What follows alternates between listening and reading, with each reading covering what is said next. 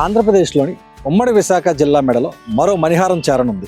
దేశీయ స్టీల్ రంగంలో దిగ్గజ సంస్థ ఆర్సెలార్ మిట్టల్ జపాన్కు చెందిన విప్పన్ స్టీల్స్ జాయింట్ వెంచర్ కంపెనీ 2 దశల్లో 1,50,000 కోట్ల విలువైన ఉక్కు పరిశ్రమను ఏర్పాటుకు లైన్ క్లియర్ అయింది. అనకాపల్లి సమీపంలో ఆర్సెలార్ మిట్టల్, నిప్పాన్ స్టీల్ సంయుక్తంగా ఏర్పాటు చేయబోతున్న స్టీల్ ప్లాంట్ను ఫిబ్రవరి నెలలో శంకుస్థాపన చేయాలని ఆంధ్రప్రదేశ్ ప్రభుత్వం నిర్ణయించింది.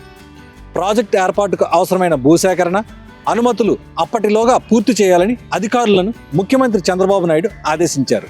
ఆర్సెలార్ పరిశ్రమ మొదటి దశలో 60,000 కోట్ల పెట్టుబడులు పెట్టనున్నట్లు సంస్థ ప్రకటించింది. ఇది దేశంలోనే అతిపెద్ద గ్రీన్ఫీల్డ్ ఉక్కు ప్రాజెక్ట్. పరిశ్రమ మొదటి దశ నిర్మాణాన్ని 2028 జనవరికి పూర్తి చేసి ఉత్పత్తిలోకి తీసుకురానున్నట్లు అందులో పేర్కొంది.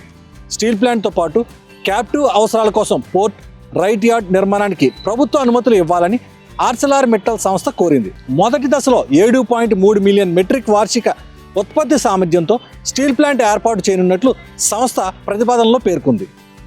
ప్లాంట్ నిర్మాణ సమయంలో మరో 25,000 మందికి, తర్వాత కార్యకలాపాలు నిర్వహణ కోసం సుమారు 20,000 మందికి ఉపాధి లభించే అవకాశం ఉందని సంస్థ ప్రతిపాదించింది.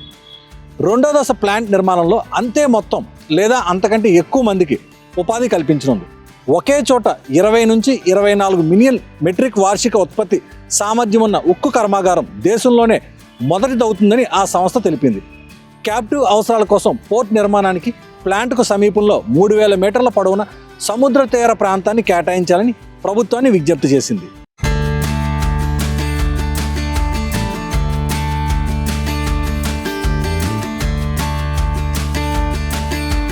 అనకాపల్లిలో ఏర్పాటు కాబోతున్న ఆర్సెలార్ మిట్టల్ స్టీల్ ప్లాంట్కి ముడి ఖనిజానికి ఢోకా లేదు. ఛత్తీస్గఢ్లో ఎన్ఎండిసికి కేటాయించిన గనుల నుంచి ప్లాంట్కు అవసరమైన ముడి ఖనిజాన్ని తీసుకోనుంది. ఆ సంస్థ దగ్గర ప్రస్తుతం ఏటా 17.5 మిలియన్ టన్నుల ముడి ఖనిజం నిల్వలు అందుబాటులో ఉన్నాయని, దీంతో పాటు భవిష్యత్ అవసరాలకు సరిపడా ముడి ఖనిజాన్ని తవ్వేందుకు సంస్థ ప్రణాళికలు రూపొందించింది. అనకాపల్లిలోని ఆర్సెలార్ మిట్టల్ స్టీల్ ప్లాంట్ ఏర్పాటు అయితే ఏపీలో అంతర్గత ఆస్తుల అభివృద్ధికి అవకాశం ఉంటుంది.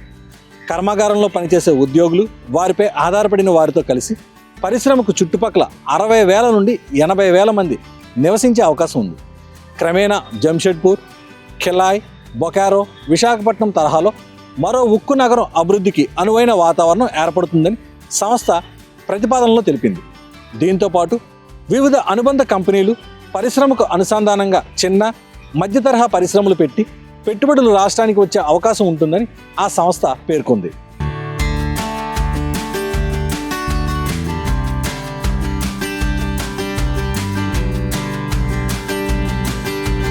ఆర్సెలార్ మిట్టల్ స్టీల్ ప్లాంట్కు సంబంధించి అన్ని అనుమతులు వచ్చినట్లేనని, 14 నెలల రికార్డు సమయంలోనే దీన్ని సాధ్యం చేశామని రాష్ట్ర ప్రభుత్వం ఒక ప్రకటనలో పేర్కొంది.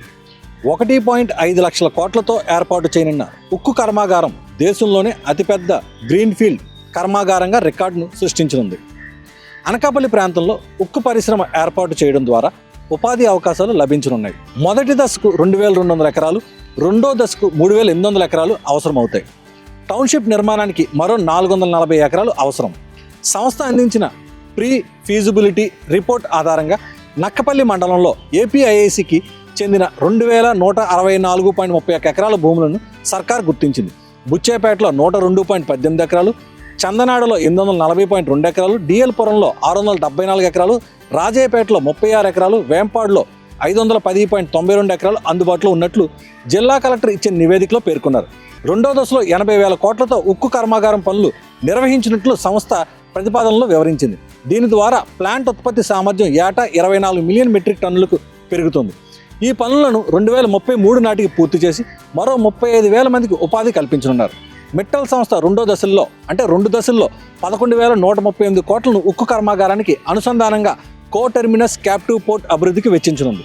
తొలి దశ పోర్ట్ నిర్మాణానికి 5,816 కోట్లను ఖర్చు చేయనున్నట్లు, దీని ద్వారా 3,000 మందికి ఉపాధి కల్పించనున్నట్లు పేర్కొంది. మొదటి దశలో 5 బత్తులు అభివృద్ధి చేయనున్నట్లు, వాటి పొడవు 1.5 కిలోమీటర్లుగా తెలిపింది. దీని ద్వారా ఏటా 20.5 మిలియన్ మెట్రిక్ టన్నుల ఎగుమతులు, దిగుమతులు నిర్వహిస్తామని, పోర్టు నిర్మాణానికి 150 ఎకరాలను కేటాయించాలని సంస్థ ప్రభుత్వానికి అందించిన ప్రతిపాదనలో వివరించింది. రెండో దశలో పోర్టు విస్తరణకు 5,382 కోట్లు ఖర్చు చేయనుంది. మరో 12 బత్తులను నిర్మించనున్నట్లు, అందుకోసం 170 ఎకరాలు కేటాయించాలని విన్నవించింది.